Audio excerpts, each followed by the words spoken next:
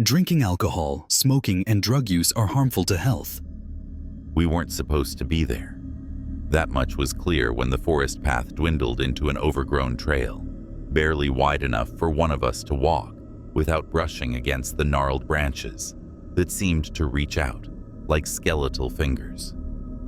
The GPS had been useless for the last hour, its screen flickering with static before going black entirely. Our phones were no better. 0 bars, no signal, just a mocking, no service message. We were cut off, deep in a forest none of us knew well, chasing a rumor we'd found buried in an obscure urban exploration forum. The three of us, me, Liam, and Sophie, had been planning this trip for weeks. It was supposed to be a weekend adventure, a chance to break from the monotony of our city lives. Liam, with his endless enthusiasm for abandoned places, had stumbled across a post about an old mill, supposedly hidden somewhere in the dense forests of upstate New York. The forum thread was vague, almost cryptic, with grainy photos of rusted machinery and a single line that stuck with us. "Don't stay after dark." We laughed it off as typical internet melodrama, a creepy warning to hook curious explorers like us. We were young, restless, and too stubborn to take it seriously.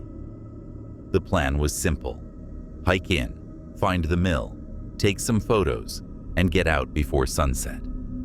We'd packed light: water, snacks, flashlights, a first aid kit. But the deeper we went, the less prepared we felt. The forest was denser than we'd expected, the trees towering and tangled, their canopies blotting out most of the sunlight. The air was thick with the scent of damp earth and pine. But there was something else too, a faint, sour undertone, like something rotting just out of sight. By noon, the trail had all but disappeared. We were following what might have been a path once, now reduced to a faint indentation in the undergrowth. Liam, always the optimist, kept insisting we were close. "The mill's gotta be just ahead," he said, checking his useless map app for the 10th time. Sophie, quieter but no less determined, scanned the trees with a mix of curiosity and unease. I trailed behind, my boots sinking into the soft earth, wondering if we'd made a mistake.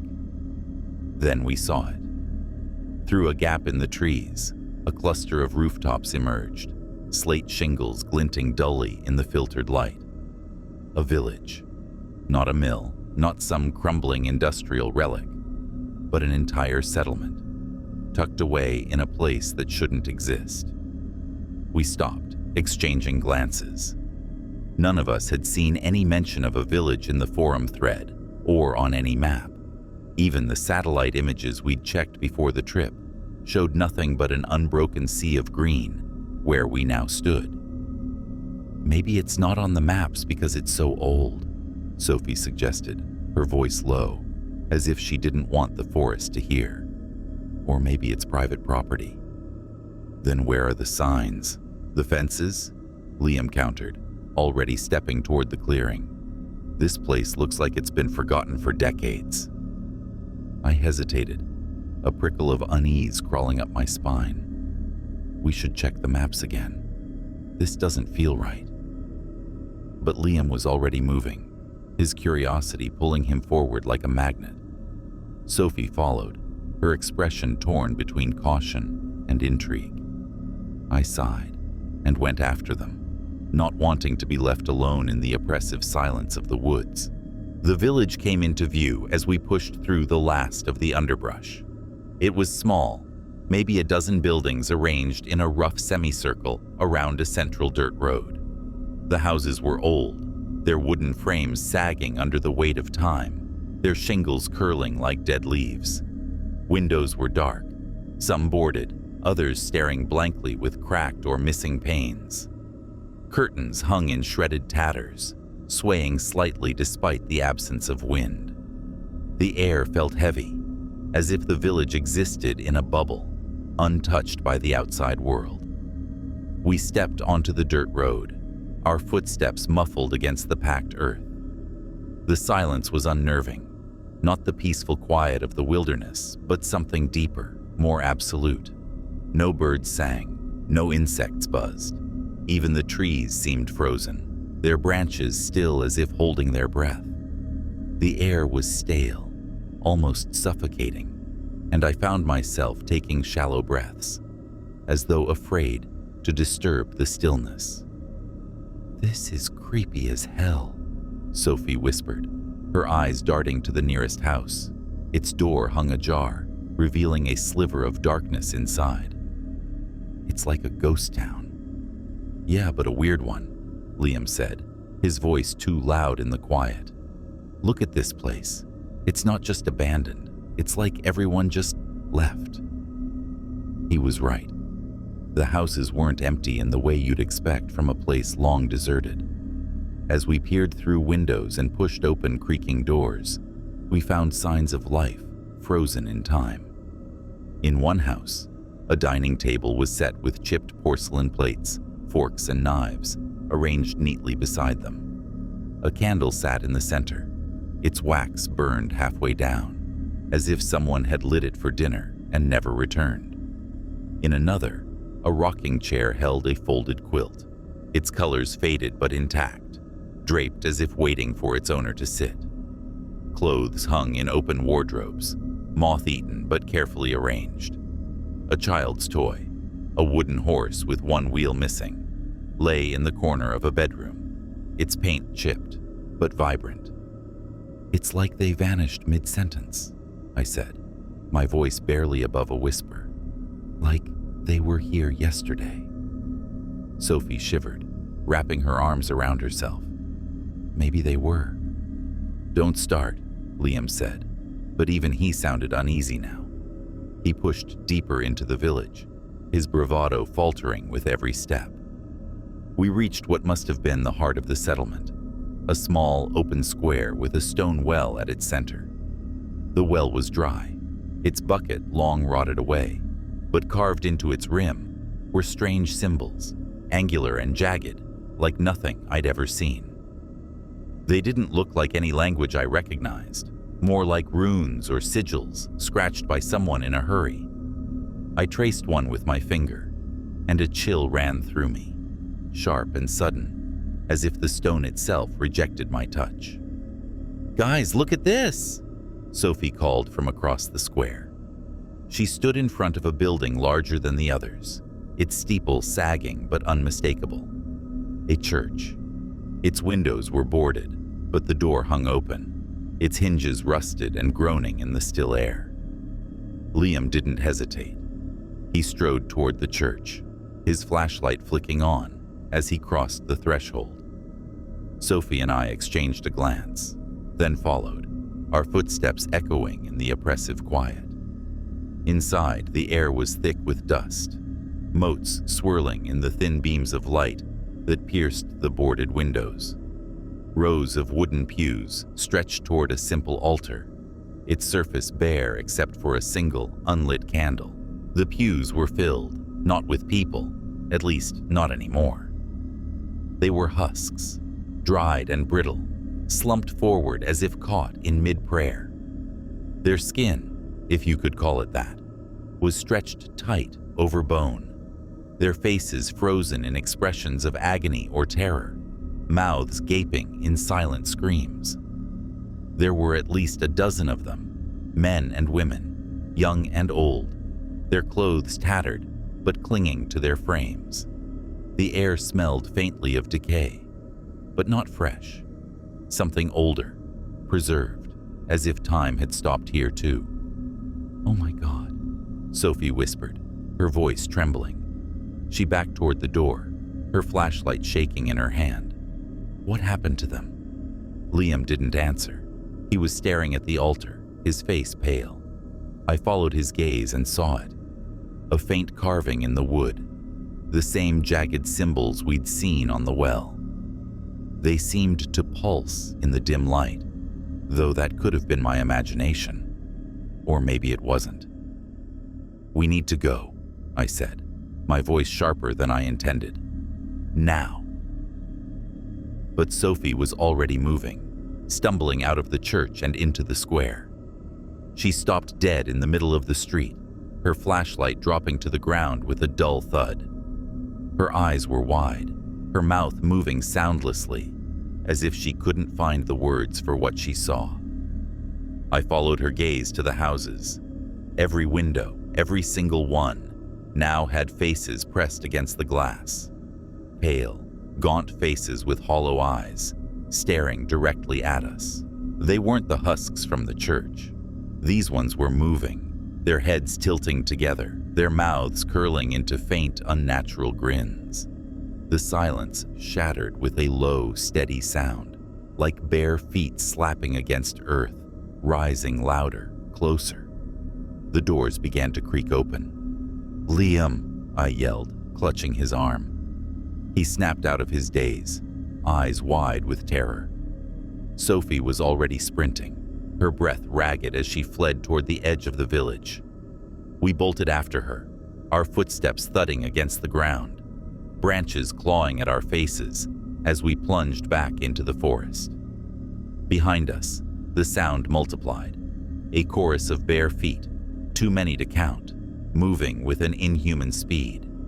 I didn't dare glance back, but I felt them, their presence pressing against the back of my neck like a cold hand.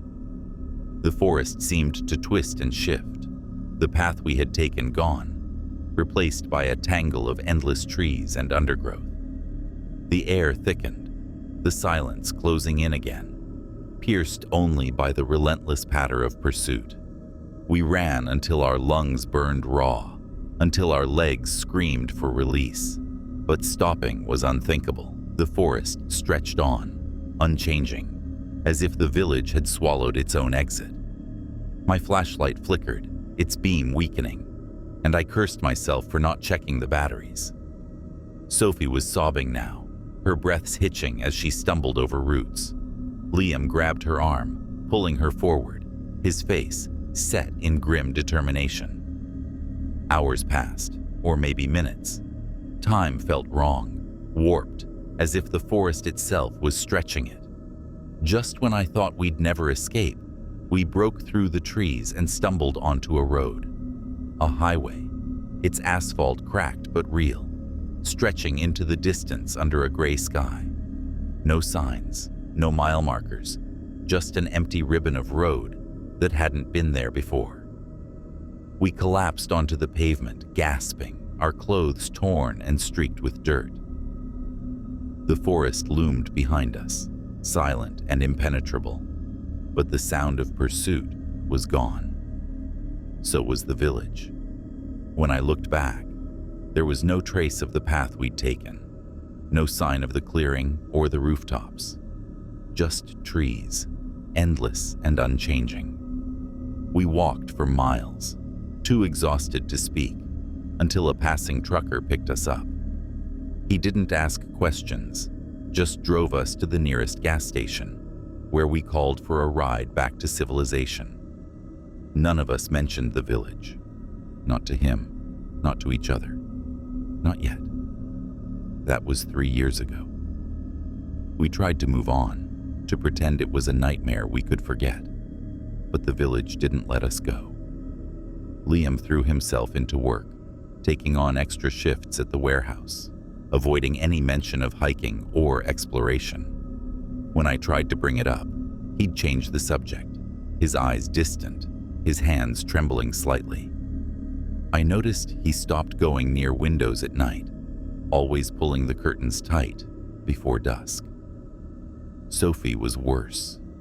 She quit her job, stopped answering her phone, and moved into a small apartment on the edge of town.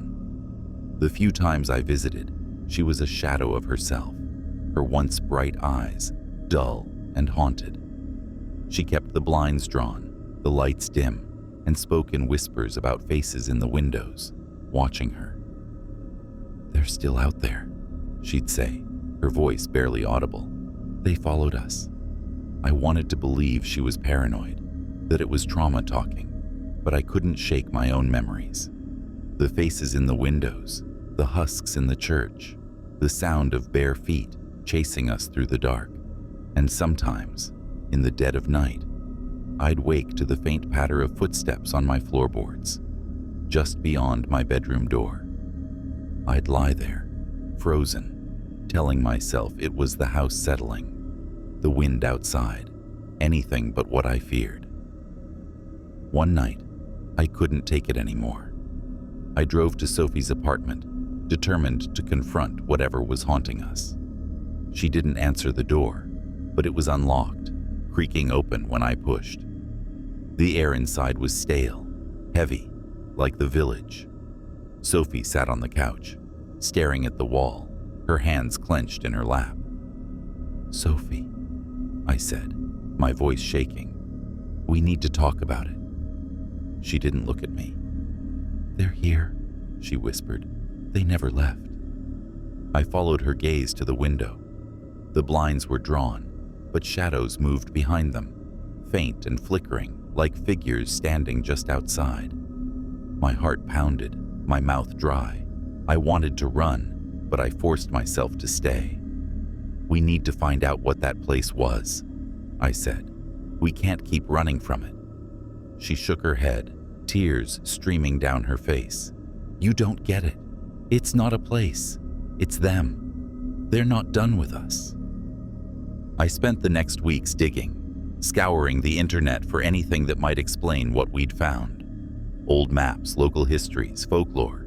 Nothing mentioned a village in that forest. The forum thread about the mill had vanished, the website itself gone, as if it had never existed. I even drove back to the highway where we'd emerged, but the forest looked different, ordinary, with no trace of the path we'd taken. Then I found it. A single reference in an obscure archive. A scanned page from a 19th century journal. It described a settlement deep in the forest. A place shunned by locals, rumored to be cursed. The villagers had practiced strange rituals, carving symbols into stone and wood, believing they could summon something, protection, power, immortality. But something went wrong. The journal ended abruptly, the author's final entry a warning. "Do not seek the village, it finds you." I showed the page to Liam, hoping it would spark something, a plan, a way to fight back. He read it in silence, then handed it back. "Burn it," he said. "Forget it. We can't win." But I couldn't forget. Not when I saw the symbols in my dreams, carved into my eyelids. Not when I heard the footsteps at night, growing louder, closer. Not when Sophie called me one night, her voice a broken whisper, saying she'd seen them again, pale faces in her windows, smiling. I went to her apartment the next day. It was empty. Her things were still there. Clothes folded, dishes set out. But Sophie was gone. No note, no trace, just like the village. I don't know if they took her or if she ran. I don't know if they're coming for me next, but I hear them now, every night. Their bare feet on the floorboards, their whispers in the dark. They're waiting, and I'm afraid they'll never stop.